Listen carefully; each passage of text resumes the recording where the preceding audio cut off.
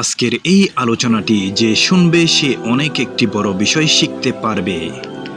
আদি নামের এক ব্যক্তি বলেন, আমি আল্লাহর নবী সাল্লাল্লাহু আলাইহি ওয়াসাল্লামের নিকট এলাম। তখন আমার গলায় স্বর্ণের ক্রুশ ছিল। তা দেখে তিনি বললেন, হে আদি, তোমার দেহ থেকে এই প্রতিমা খুলে ফেলো। আমি শুনলাম তিনি সূরা তওবার এই আয়াত পাঠ করলেন, যার অর্থ তারা আল্লাহকে ছেড়ে নিজেদের পণ্ডিত পুরোহিতদেরকে প্রভু বানিয়ে নিয়েছে। আমি বললাম, আদি তখন বললেন, আল্লাহ তো এবাদতের কথা বলেছেন, কিন্তু ওরা তো পাদ্রীদের এবাদত করত না। তিনি সাল্লাল্লাহু আলাইহি সাল্লাম বললেন, ওরা তাদের ইবাদত করত না, কিন্তু তারা যা হালাল বলতো ওরা তাই হালাল এবং যা হারাম বলতো তাই হারাম বলে মেনে নিত। আদি বললেন, জি হ্যাঁ।